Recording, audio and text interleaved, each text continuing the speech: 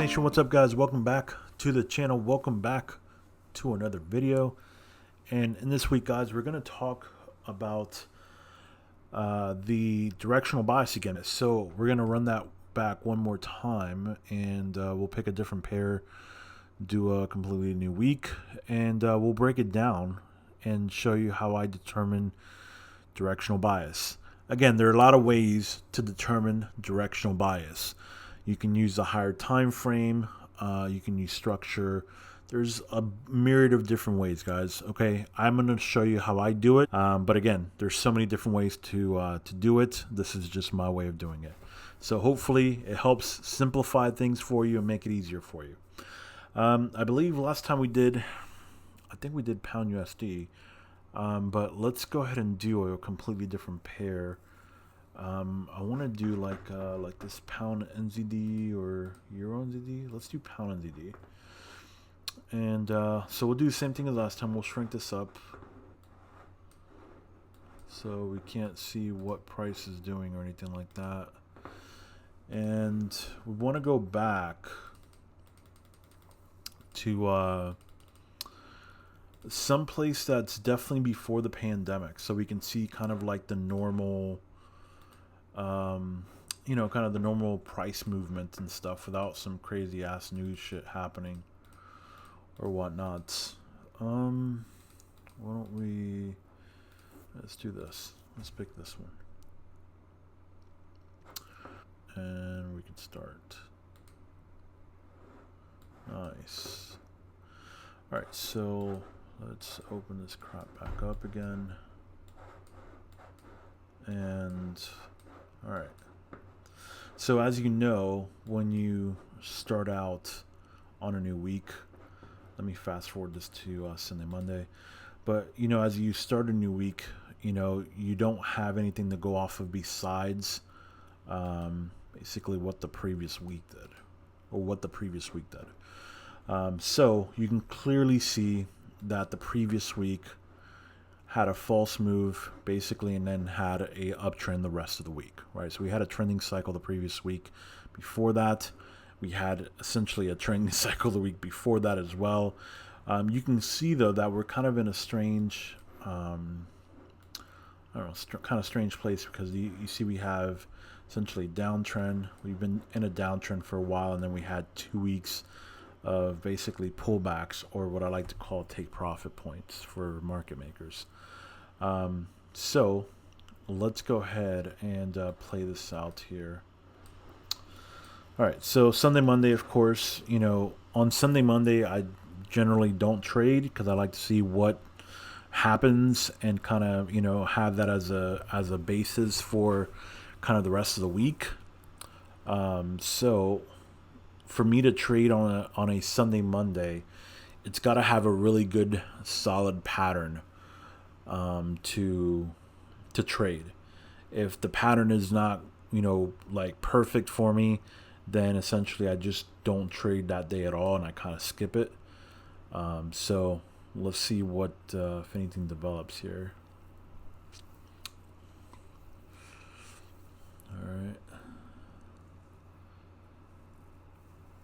All right, so you can see price is moving right back up. And all right, so first thing I notice is essentially you're getting a rejection.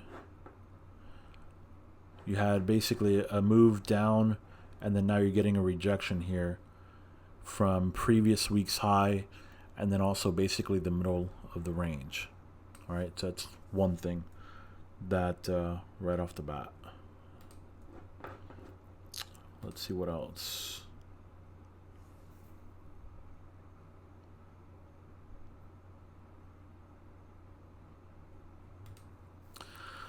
All right, so you can see basically that we're now, an hour and a half of doing nothing but straight moving sideways. Okay, straight moving sideways, straight across. And we're basically, you can see it's like price is like almost scared to go and break above this previous week's low or the middle of the range. You got to start thinking to yourself, like, why is that? Why is it so scared to do so? If I look back at the previous week here, and let's just say, like, I want to say that this is, say if I want to call this a peak formation low, let's say I'm going to call this level 1. Let's say I'll call this level 2. And this, let's say could be level 3. I don't know. Obviously, we don't know how long the level is. So this could be for 1 day, could be for 2 days, 3 days. I don't know. So that's the one thing that that you don't know at this point. The only thing that you do know is that if you're counting levels from the bottom here, from this low of last week, you're essentially up 3 levels right now on a 15-minute chart. So if that's the case, you may be looking for potential sells, but you really don't know anything right now. The TDI really doesn't help you either right now, because you can see it's basically in the middle right now, so it's not really doing anything to help you. So again, it's all dependent on the pattern and timing, and then also market maker behavior is huge on Sunday, Monday. All right, so you just saw that, right? So basically this right here could be a potential type 3 setup for the US session. Now what I don't like is, I don't like the fact that you had that pin bar that just went down like that and closed and came all the way back up again, because it's still staying in the structure. So you still want a candle like that right there to tell you, hey, it's time to go. And so that's essentially what it could be doing. So if this is going to be a type 3 trade, multi-session M, you got to start asking yourself, okay, well, what are the essential risk to reward ratios essentially that you could get out of this?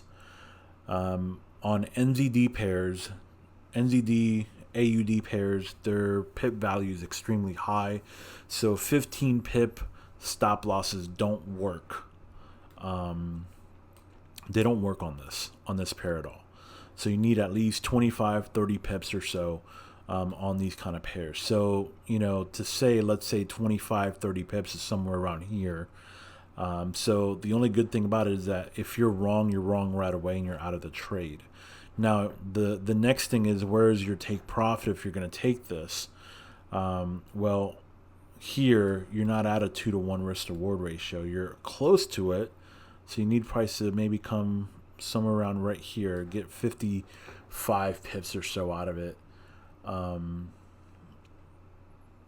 to get something that's a 2-to-1 risk to reward ratio. Now, of course, if you bring your stop loss all the way up to here, that's 40 pips. That's way too high. So if you want to do this, if you want to put, let's say your risk reward ratio somewhere up higher, and you're risking 30 pips or so, then now you're looking at essentially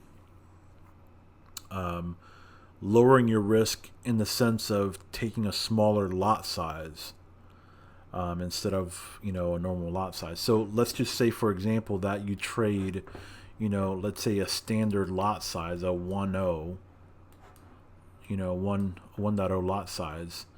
Let's say this time, because you're giving yourself more risk, maybe you should take a 0.50 instead, half the lot size, and that way you're basically just lowering your risk, So that's something that you should think about if you're doing something like this. So let's just see, though, if this actually works or if it doesn't work. So let's play this out here and see.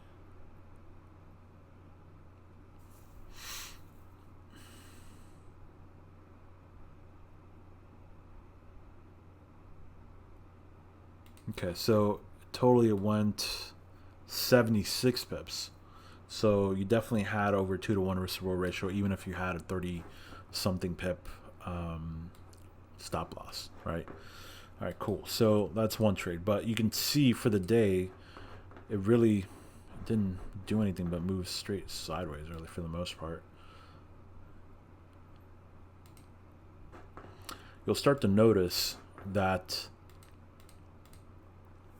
these Asian ranges on NZD pairs are huge sometimes, and that's mainly because NZD obviously trades.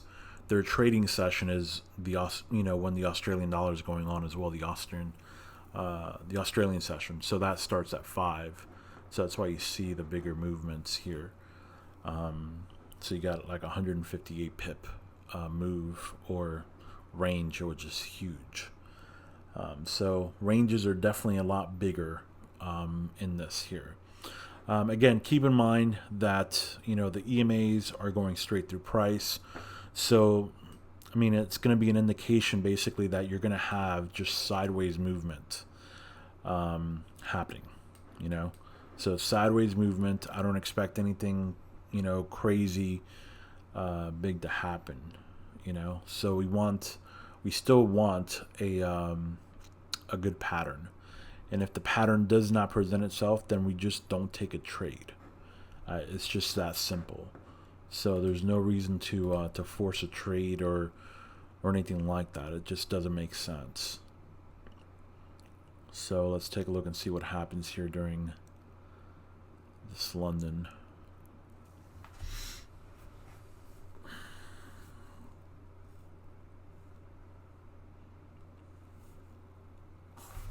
All right, so does anybody see here potential for what? Anybody? Should see a potential for what looks like a type 2 trade, right? On a Tuesday. At least that's what it looks like, is a type 2 trade. You have the first leg essentially inside. You have the first leg inside of the Asian session here. Second leg on a railroad track here. The only thing that I don't like about this setup, literally, is that you have the EMAs basically right below you.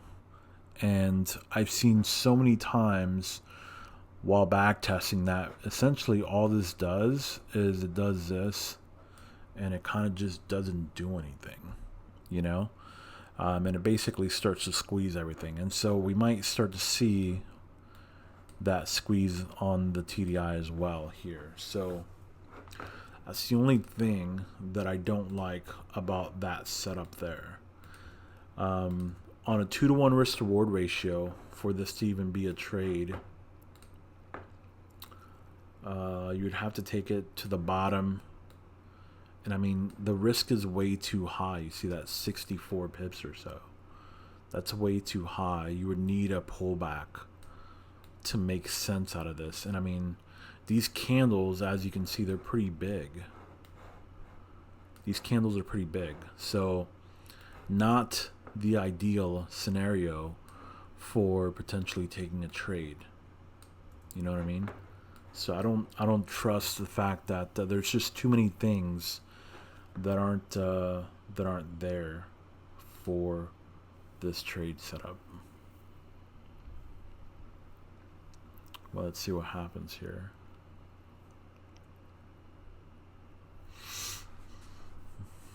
Yeah, so you can see it's bouncing off the top. It doesn't want to go any higher. Comes right back down.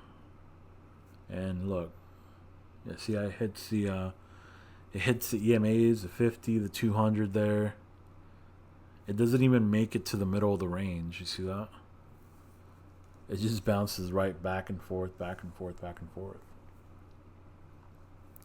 So this is not the ideal type of trading environment that you want. However, this could have been a good trade setup possibly for maybe a continuation trade, since you weren't at the high, you weren't at the low down here, you were basically in the middle. The problem is, again, the candles are so big that it would not probably made sense. That's not too bad. What is it? Two. Okay, so this could have been a trade, but that could have been a trade there. You would have entered here on the pullback, this pullback here. That would have given you somewhere around 30, like a 30 pip, stop loss, and you could have gotten a 2-to-1 risk reward ratio going up to the previous week's high, which it did go. However, with the spread and everything, really, it's not, almost 2-to-1. It's more like a 1.5-to-1. So again, the risk reward is just not there. So not the best trading conditions. So as you can see, it's getting pretty late. So let's just go on to the next day here. Holy smokes, look at this shit. Alright, so let me see. How big is this?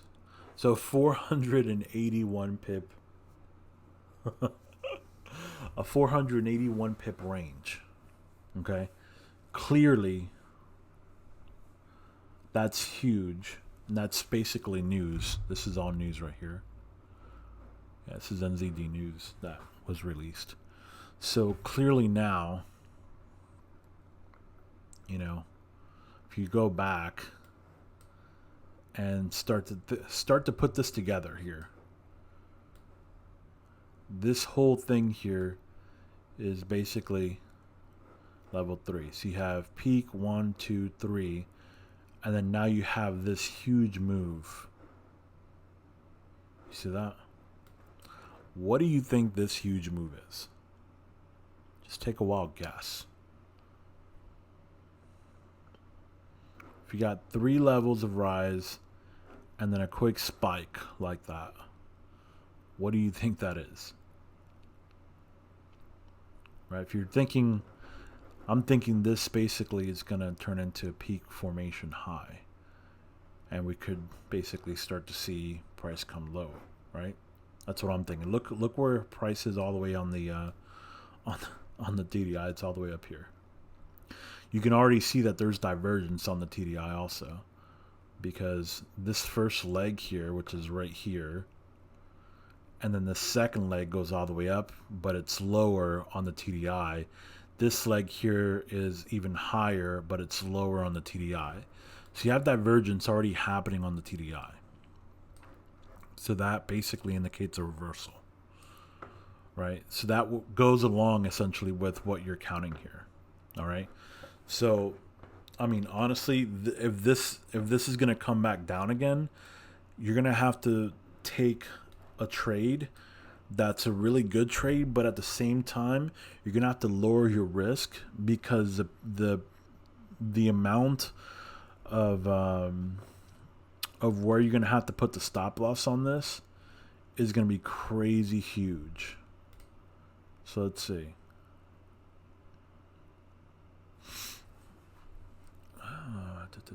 Let's see where this goes here.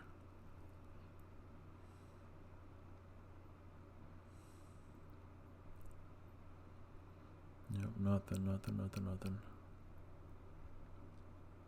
Yeah, see, you don't even get, a move that makes it all the way, to the high here. So it just doesn't make sense. Like, I know that this is basically going to be an M to go down, but it doesn't meet the requirements for me to trade.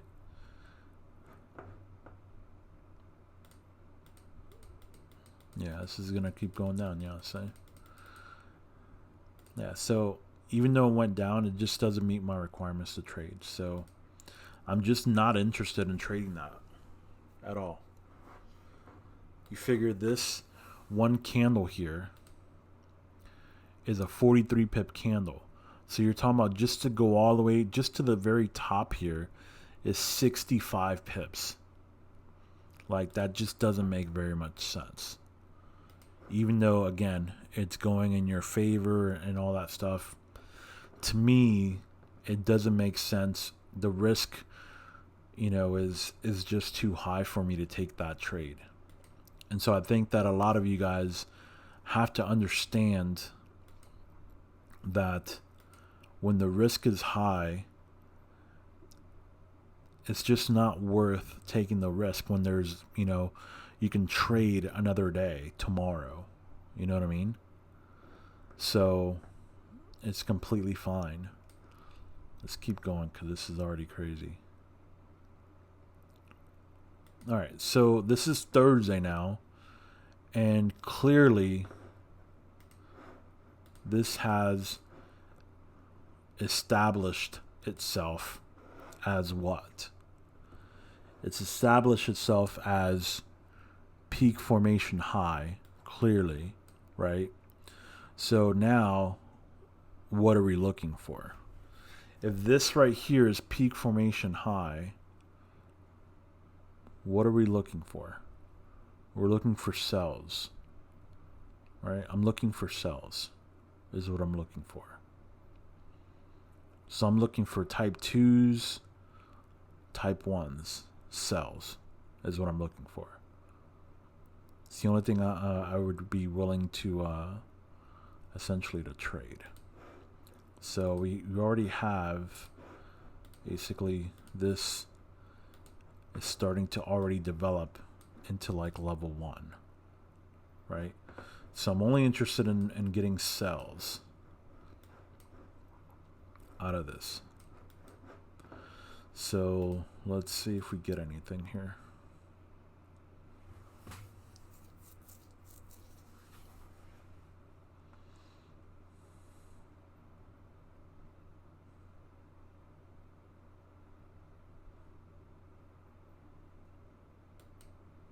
Right there. You see that? So this right here, okay, could be a setup with this being the first leg and this being a second leg. This is kind of ugly, I will admit that. But that is essentially potential there. Now, how big is that candle is a question. So 32 pips. So we definitely want some kind of a pullback to get that, or else it just would not make sense.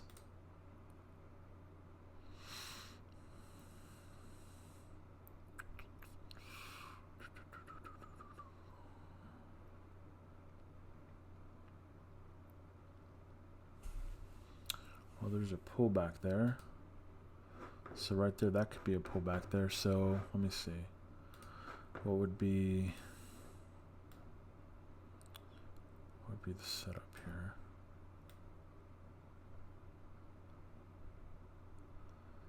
So I mean, that right there is a 2-to-1 risk to reward ratio trade. And ideally, I mean, you're looking at a situation where it's 20 pips. If you go all the way up here, it's 43 pips. That makes absolutely no sense. Okay? That just makes no sense to do that trade. I don't think that's the right time to take it, though, because it's still moving sideways. You know? You don't have like a clear break outside of this. So essentially, this could, keep moving sideways for all you care. You want something that basically breaks this little structure here. Right? You want something that breaks that. Because then that'll let you know, okay, now it's time to go. Yeah, like you see how it's staying within that box?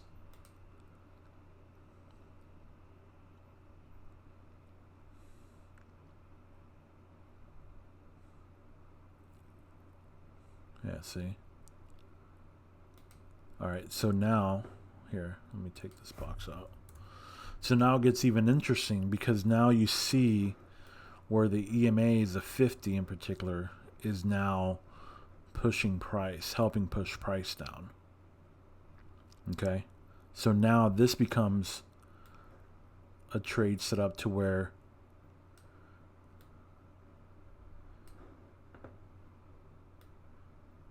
you can have a trade set up like this.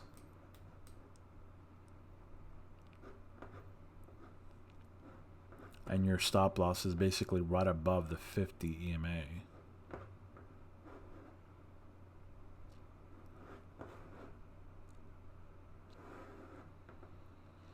So let's see what happens here.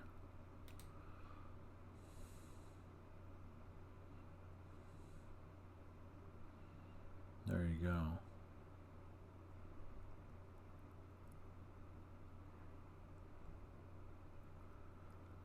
Look at that, it keeps going.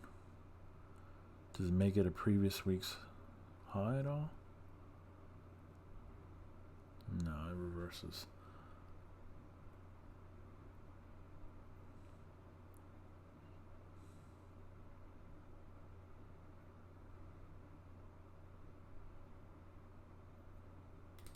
Yeah, so that reverses. So let's move on to Friday. All right, so we move on to Friday. So now, for looking at this, where are we at as far as count goes? All right, clearly this was 1. And then this is going to start to build out 2 now, right? Because we're at a lower level, of course. Still looking for sells, right? Because we just had a peak here. So if I'm looking for sells, and this is what it looks like going into the London session, then I'm really interested in only two different types of trade setups here. I'm only going to be interested in essentially a type 2 that pins off the 200 EMA, or a type 3 that basically pins off the 50 in the middle of the range. That's my favorite setup right there. So a type 3 trade would be the ideal trade that I would like to trade here, but I understand because the 200 is right above it, there is a possibility as well that you can get a type 2 that pins to the 200 as well. But ideally, I like getting type 3s pinning to the 50. That's the jam right there. So let's see what we got here.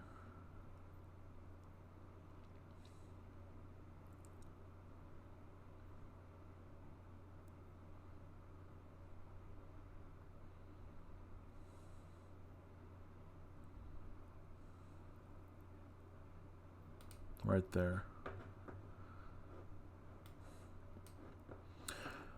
Here, you have to question yourself, is this potentially going to move back up, or is this 50, because it's already below the middle of the range, is it basically going to stop it from going essentially any higher, you know?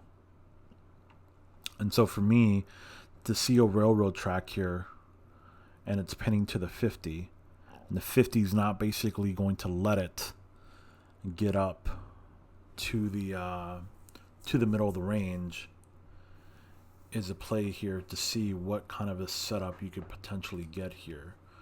What does it look like? I mean, you could go 26 pips here, and you're well above the 50. The 50 you're using basically as a barrier. And I mean, 2 to 1, you could start to look at previous structure here from the beginning of the week. And let's put some lines here.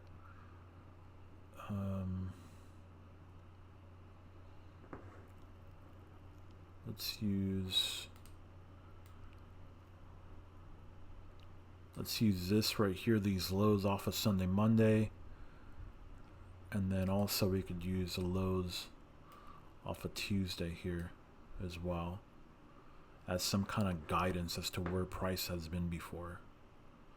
And you could see if we stretch this out, this makes a lot of sense for that Sunday, Monday low there. But all right, so the first thing is just getting a 2 to 1 risk reward ratio, right, which is somewhere like right here. And then anything after that is a bonus. All right, anything after that is a bonus. And then we have targets here of previous structure here and here. So let's see what happens. Boom. Ooh, that spiked back up.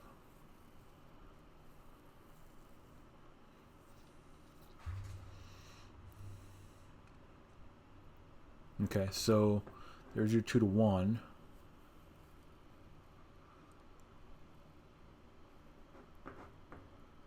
And keeps going, shit. Does it actually go to that? Almost. Yeah, so it doesn't quite make it. Doesn't quite make it there to that particular to that low there, but it dropped well over 100 pips. So that 2 to 1 trade turned into, you know, a home run trade basically. So not bad. And then now, of course, you know, this is essentially, this right here be level 2. And let's see how this finishes off the day. Yeah. So there. So it finishes off the day. And then you could already see basically where this is now on a different level. See that? That's on a different level now. So that's level 3 now. You see that? So there you go. Cool. So I hope that this video helped you guys see how I see the markets during this particular week here. It's kind of a crazy week like this, but you can see how you're able to bring everything together with structure, levels, and cycles. All right. So on this particular week, we ended up getting just 1 trade, 2 and 3 trades. So 3 trades that week for this particular pair. Again, we're only looking for the trades that make sense and the trades that fit our criteria based on your trading plan and your back testing. Okay? The strategy itself is so customizable to anybody. This is not a cookie cutter type of strategy. You can take one aspect of it and only trade that aspect. I mean, there's so many different things you could do with this. So again, I hope this was helpful, guys, and let me know in the comments if you like this type of content. If you want more of these type of videos like this, let me know in the comments, like and share the content. Guys, thank you so much and have a great week of trading.